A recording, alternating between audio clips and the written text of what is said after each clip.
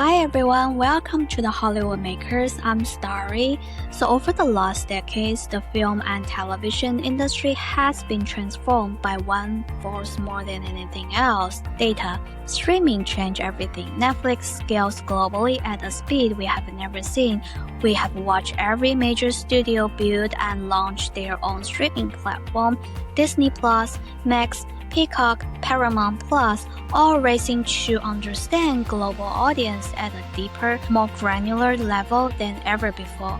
Storytelling itself became inseparable from algorithm, personalization, and audience intelligence. So today, data isn't just a backend function, it's a creative tool. It shapes what we watch, when we watch it, and sometimes even why we connect with a certain story. At the front of this shift are people like Dwight, a senior data scientist at Disney, working at the cutting edge of how technology, audience understanding, and creative decision making come together.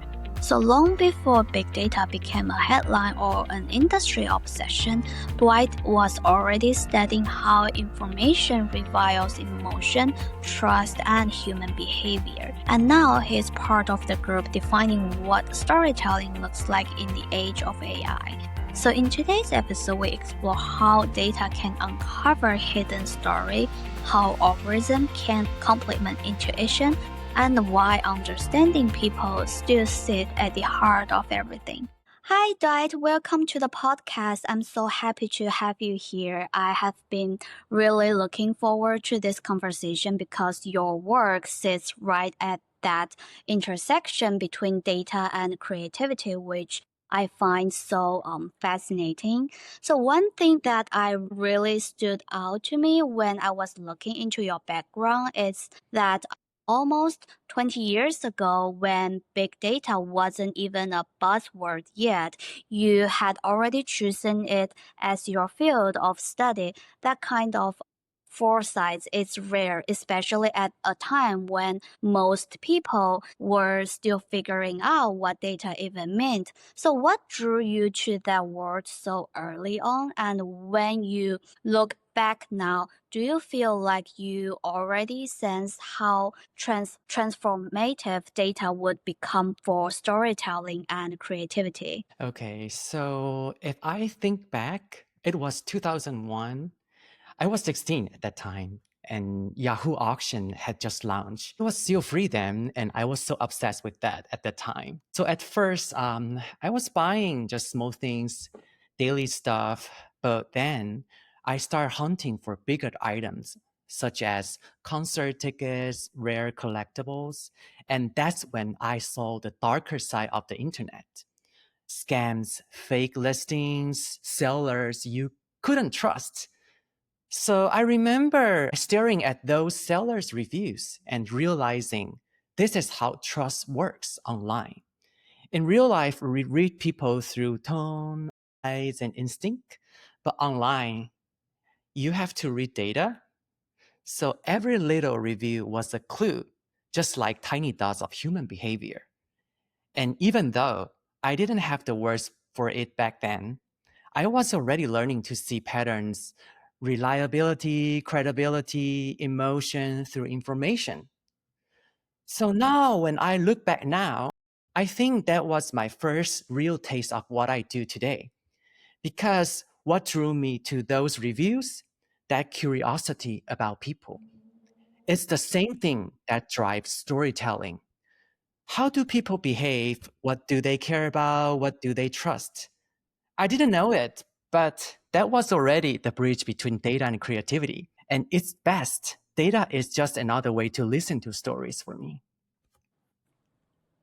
Well, I love that. Data as another way to listen to stories, that's such a poetic way to describe it. And it's just so interesting that your curiosity started from something as simple as online trust, but you were already decoding human behavior long before it became a buzzword. So people often think of data science as purely analytical, What was your first creative moment working inside a storytelling company?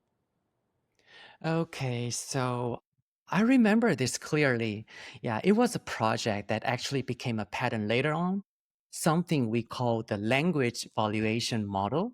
The idea is simple but massive. We wanted to measure how local dubbing changed engagement. So we ran the numbers, tons of them across regions, language, and watch hours. And what we got back was chaos. Endless spreadsheets, statistical outputs, too much to fill. So that's when it hit me. If data cannot be felt, it cannot inspire. So I teamed up with our creative partners and we started building visualization, color, movement, emotion. We turned raw data into something you could see and feel. Suddenly, it wasn't about numbers anymore. It was about connection. You could literally watch where language made hearts beat faster. And that was the moment I realized data visualization isn't a chart, it's storytelling. It's how you turn logic into emotion. That project changed how I saw my job today. Data and creativity were not opposites anymore. They were two sides of the same imagination. That's incredible, turning engagement data into something you can actually feel.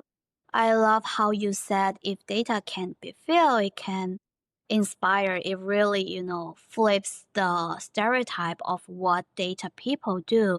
You are, so basically translating emotion through information. So your work at the intersection of technology and storytelling, how do you personally define creativity in the age of data and AI? For me, yeah, every story starts with one thing: understanding. Whether it's one person or a whole audience, you cannot move without someone unless you understand them. That's why I often say data collection is really a process of understanding. We are not just collecting numbers, we are learning people. But that process is not easy. There are limits such as privacy gaps, things we will never know for sure. And that's where creativity steps in.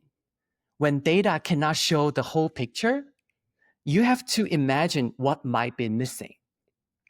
That's what I use AI for, not to replace imagination, but to stretch it further.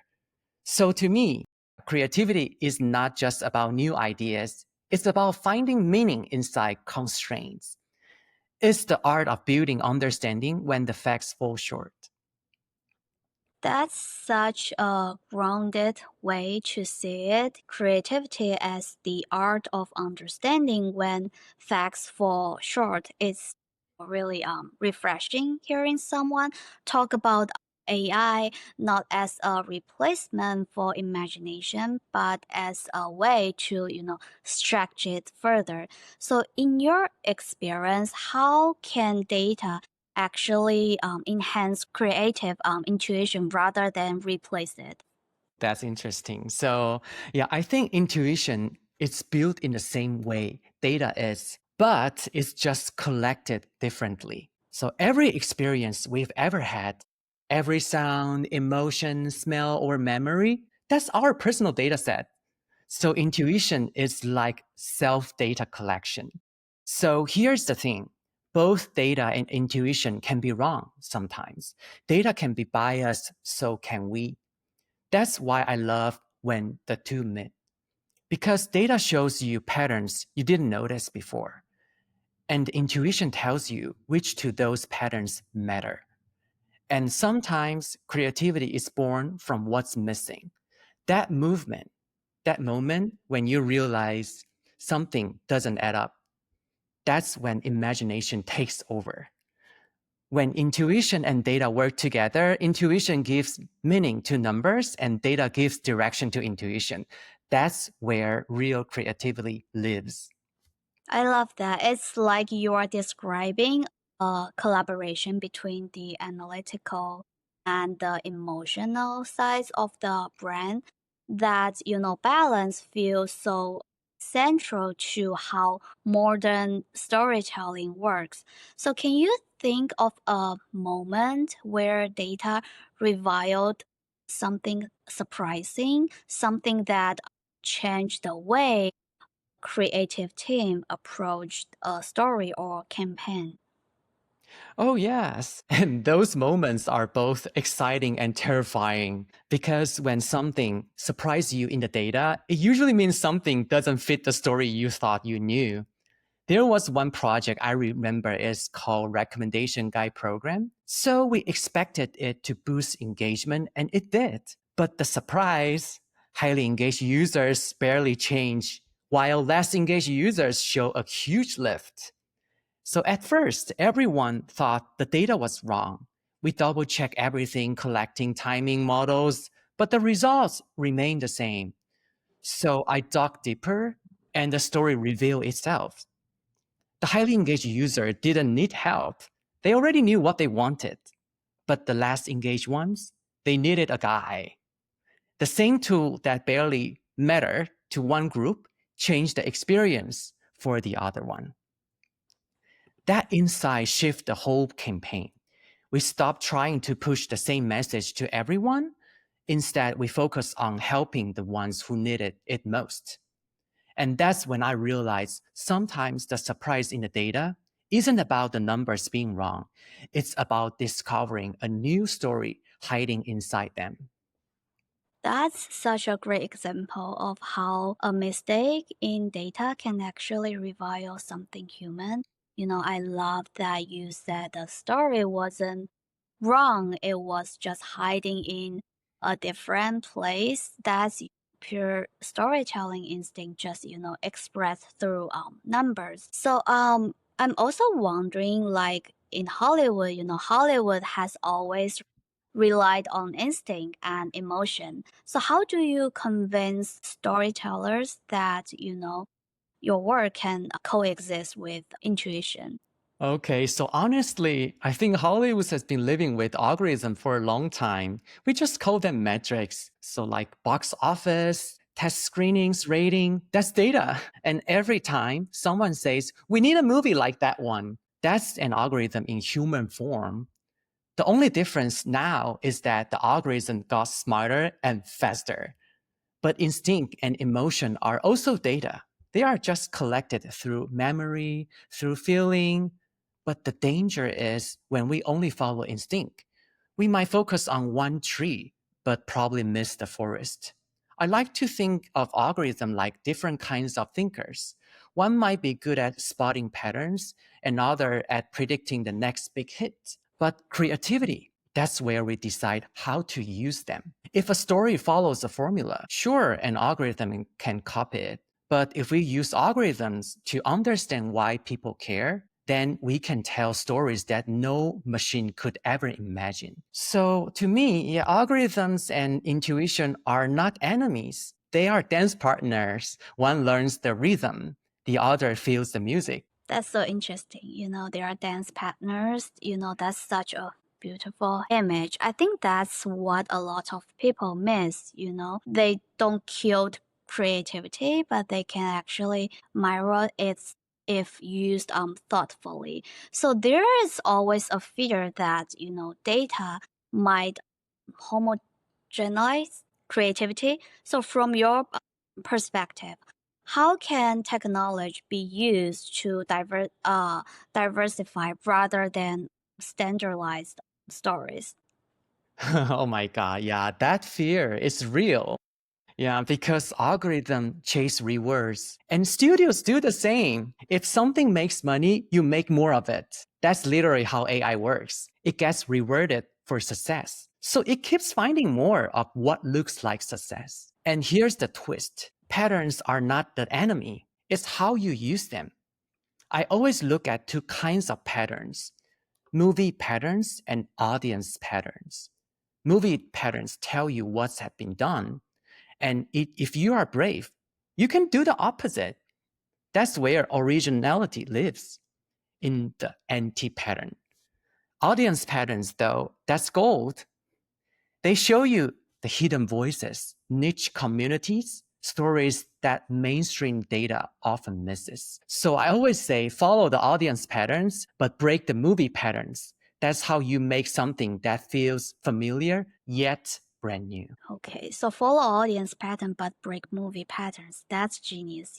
It's such a creative philosopher, like using data to amplify the unheard, not just repeat what's already worked. So when you analyze audience behavior, do you see data as reflecting what people want or what they have simply been fed? I think it's both. Yeah, so that's what makes it so interesting. So you might see a movie with huge viewership numbers, but is it because it's great or because it's just the only thing available that week? It's like seeing a city with high crime and lots of police. You wouldn't say, let's fire half the police so crime goes down. Correlation doesn't mean, yeah, cause.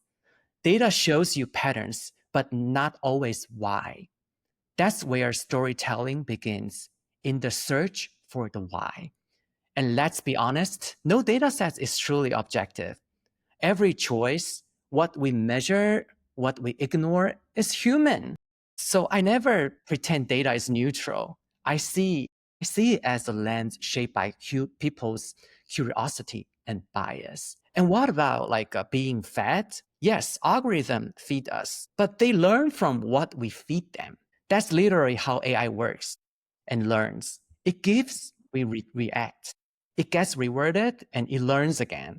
So echo chambers are not built by machines. They exist because we keep echoing. In that sense, data is both a mirror and an echo. It reflects who we are and amplifies what we respond to. That's such a powerful way to frame it. Data is both a mirror and an echo. So it really shows how much responsibility we have in what we feed into the system.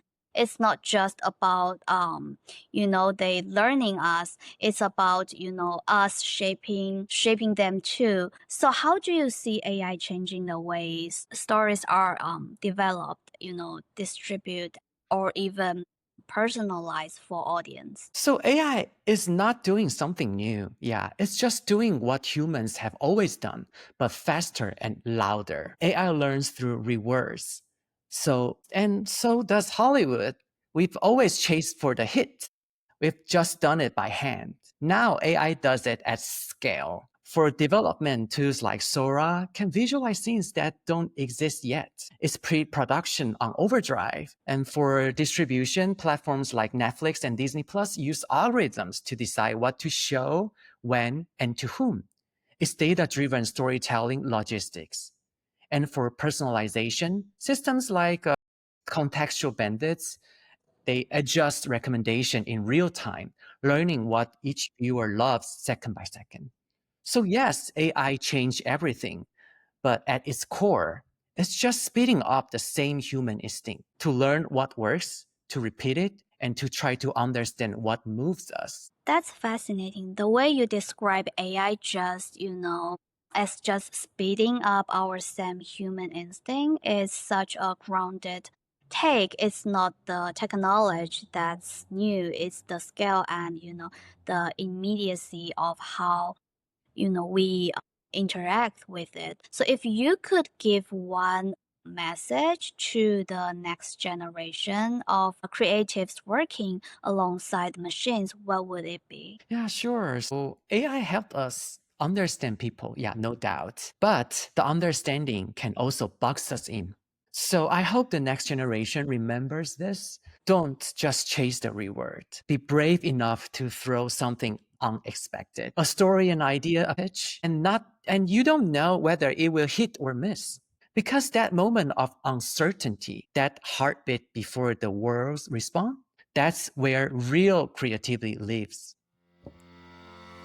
I love that. That's such a great reminders, especially in the era of metrics and instant validation. That heartbeat of uncertainty you mentioned, that's the same space where art and discovery have always lived. So, Dwight, thank you for reminding us that creativity isn't just about control, it's also about curiosity. And in a world of driven by data, it's still that human spark of wonder that keeps storytelling alive. And to everyone listening, thank you for joining us on this exploration of creativity, data, and the stories that connects us all.